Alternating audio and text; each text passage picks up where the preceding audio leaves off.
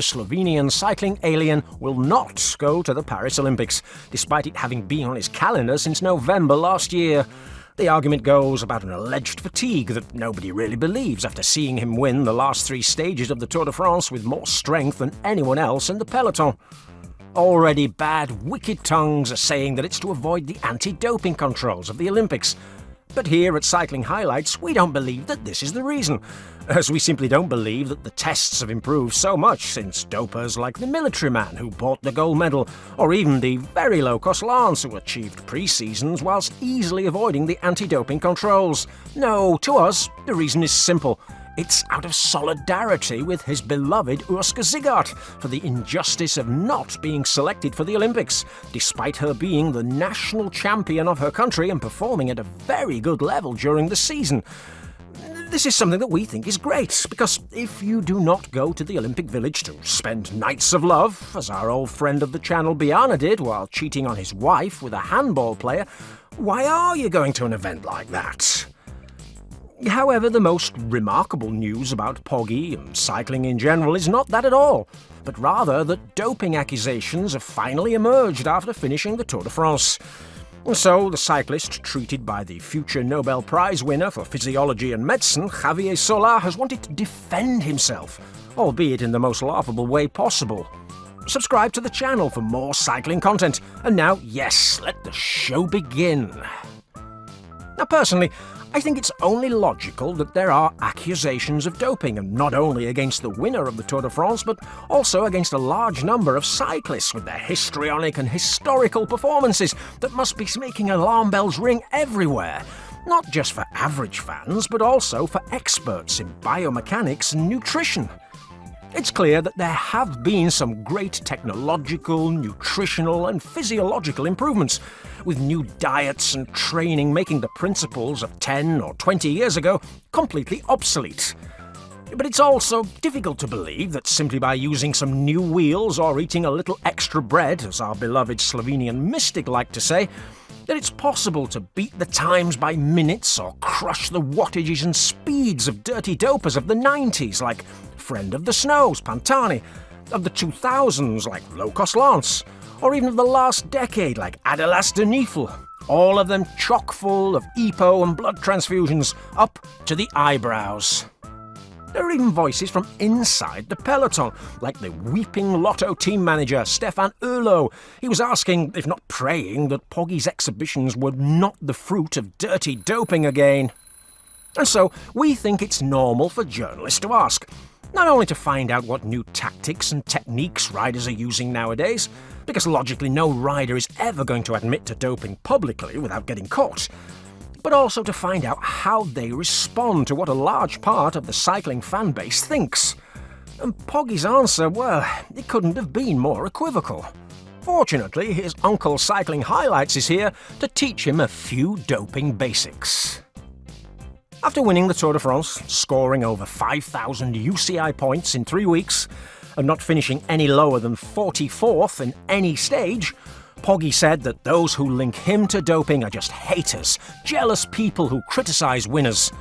Of course, we are sure that there will be Danes, because there are always Danes who, because of the fanaticism established in cycling today, are the first to criticise the Slovenian alien in defence of their anchovy Vingegaard, which, for them, he's as clean as the fish that you can buy in a Galician fish market.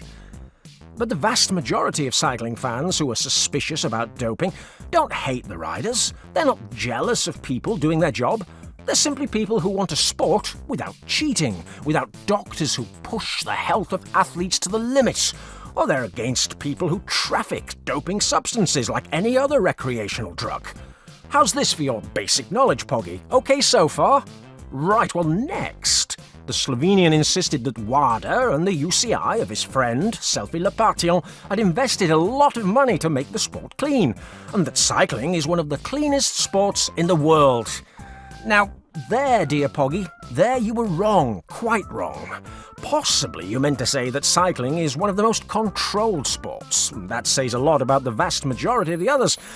But it's certainly not one of the cleanest. To offer some concise data, there are currently 34 cyclists provisionally sanctioned. Why, 4 days ago, in fact, the former Gran Fondo world champion, Michela Giuseppina Begozza, was sanctioned for EPO.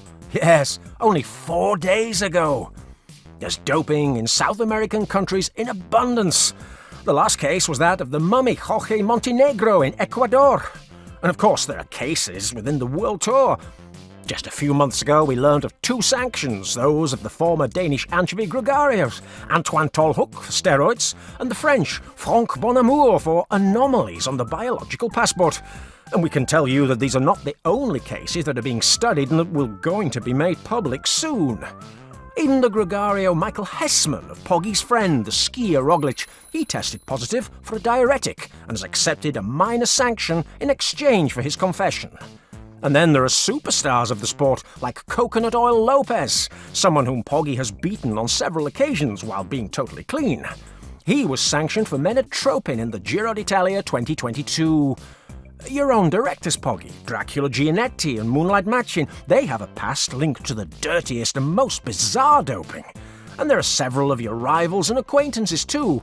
There's your friend, the Mummy of Man, whom you admire so much. Now, he is one of Locos Lance's best friends now, despite having despised him and wanting to humiliate him at every opportunity after he confessed his doping.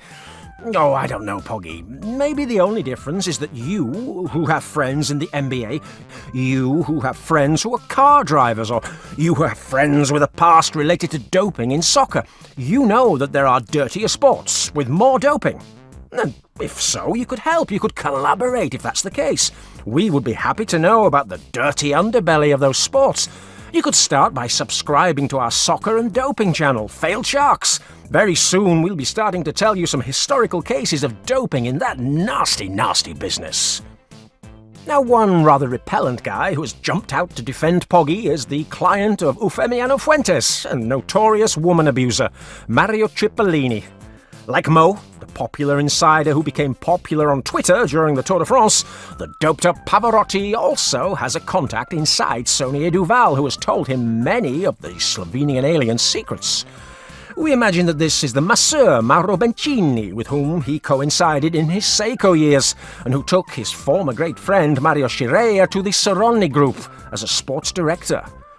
Allegedly, this masseur told him all about Urska Zigard's boyfriend's all-consuming desire to humiliate the anchovy and scoff him grilled on toast, and so he'd prepared himself better than ever.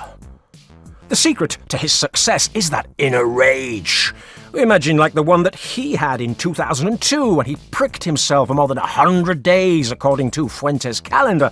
That was after everyone said he was finished following a lousy 2001 season. He says that we have to look carefully at the movement of his femur while pedalling, for it makes him more agile and he doesn't suffer the same stress and resistance.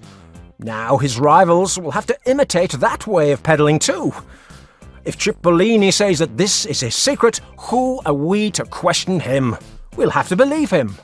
If you believe us, take a look at the video on the screen. Yes, you will love it!